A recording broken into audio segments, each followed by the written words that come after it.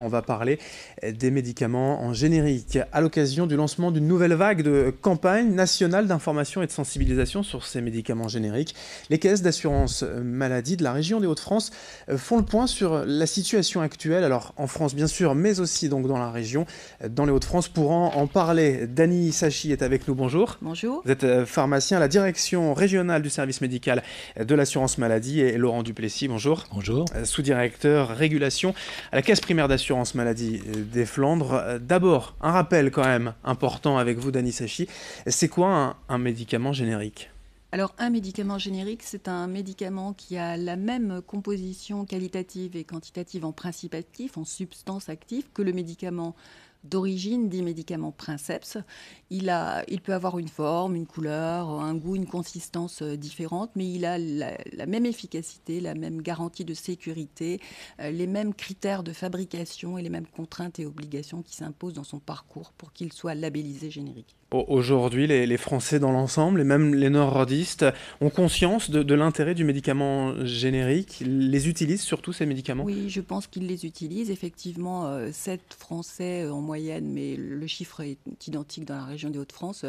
7 sur 10 utilisent des médicaments génériques au quotidien. L'intérêt, donc on l'a dit, c'est d'avoir ce partage finalement des molécules. Il y a un intérêt économique également, Laurent Duplessis, ça coûte moins cher à la société ? Il y a certes un intérêt économique. Les dépenses pharmaceutiques pour 2016 en Hauts-de-France s'élèvent à 2,5 milliards, sachant qu'un médicament générique est à peu près en moyenne 30% moins cher qu'un médicament princeps. Il y a véritablement un intérêt financier à continuer à valoriser l'utilisation du générique. Voilà, malgré tout, l'assurance maladie continue ces campagnes de sensibilisation. C'était important de relancer aujourd'hui en 2017 cette campagne d'information. Oui, tout à fait. Dans la mesure où, comme l'a dit Madame Sachi, le médicament générique est déjà bien accepté. Pour autant, il reste quelques résistances que nous devons surmonter ensemble avec les assurés. Alors, il y a encore des freins, effectivement, quelques blocages. Quels sont-ils ? Qu'est-ce qu'on vous dit, finalement, vous, dans vos pharmacies, quand on ne veut pas utiliser ces médicaments ? Alors, les freins sont des freins du type une certaine crainte d'une inefficacité qui ne soit pas équivalente à celle du médicament princeps. Des freins qui sont la crainte d'effets indésirables qui soient supérieurs à celle du médicament princeps, ou des expériences mal vécues, ou des craintes d'expériences redoutées avant une utilisation. Elles sont rares, mais elles existent encore. Et la campagne précédente a mis l'accent sur le statut, la qualité, la sécurité, l'équivalence entre princeps et générique.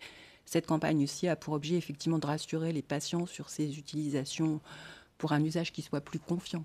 Il n'y a absolument pas de crainte à avoir, voilà, on le répète, ces freins aujourd'hui peuvent être levés facilement, peut-être aussi facile à dire, mais en tout cas on peut convaincre les patients et tout à chacun que ces médicaments génériques sont tout à fait utiles et sains. Effectivement, c'est ce que nous faisons au quotidien, mais il faut convaincre les patients, mais également les professionnels de santé, qui peuvent également apporter les conseils utiles en cas effectivement d'une certaine appréhension face aux médicaments génériques. Et nous travaillons avec le service médical et les services administratifs des caisses primaires à essayer de convaincre l'ensemble des professionnels de santé, même s'ils sont a priori déjà convaincus, à travailler avec nous pour faciliter la délivrance et la consommation de médicaments génériques. Globalement, pour le savoir, il y a encore aujourd'hui des médecins traitants qui ont des freins, des quelques blocages aussi à prescrire des médicaments génériques ? De moins en moins, on a à peine 8% effectivement de praticiens et de mentions non substituables sur les ordonnances.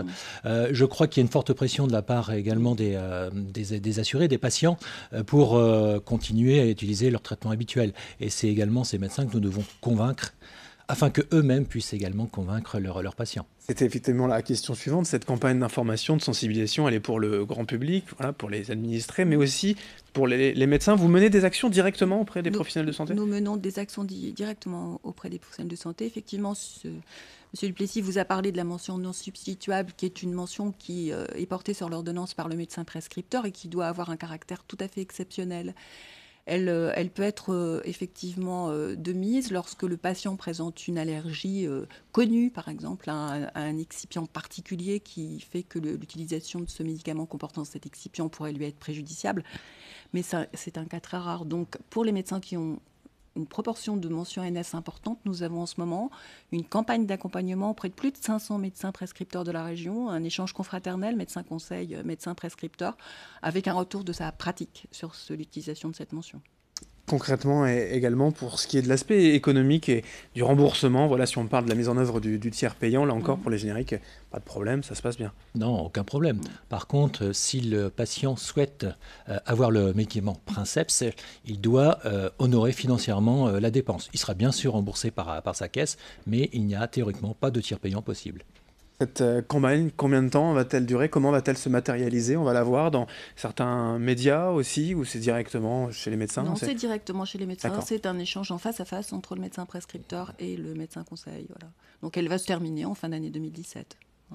Certaines campagnes précédentes de soucis, par exemple le Levothyrox, etc., des médicaments qui ont mauvaise presse actuellement, est-ce que ça crée un lien aussi de mauvaise presse pour ces médicaments génériques? C'est pas lié en général? Alors le Levothyrox, il faut bien comprendre. Même si c'est un problème différent, bien Voilà, évidemment. c'est un problème complètement différent. Alors peut-être que dans l'imaginaire collectif, le lien se fait, mais effectivement, le Levothyrox, ça n'est pas du tout un problème de générique. D'ailleurs, l'excipient à effet notoire, qui était le lactose, qui était dans la formule initiale du Levothyrox, n'existe plus dans la nouvelle formule.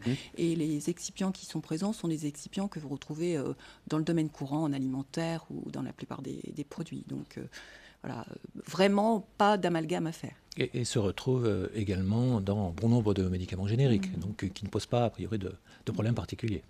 Les chiffres sont quand même encourageants. Pour terminer, on peut espérer vraiment que voilà, d'ici quelques années, alors peut-être pas 100%, mais on est vraiment une immense majorité de Français qui les utilisent. Notre levier, notre souhait, c'est d'avoir un recours au répertoire qui frise les 50%, alors qu'il est en moyenne en ce moment d'environ 45%. Donc de gagner des points dans ce recours au répertoire, c'est-à-dire que le choix du prescripteur, qui est un choix de molécules qui convient à la pathologie du patient, se fasse effectivement, quand cela est possible, au sein du répertoire. Dany Sachi, pharmacien donc, et la direction régionale du service médical de l'assurance maladie, et Laurent Duplessis, sous-directeur régulation à la CEPAM des Flandres. Merci d'avoir été tous les deux en notre compagnie. Merci à vous. Merci à vous. Et merci à vous de nous avoir suivis. Dans un instant, l'information continue.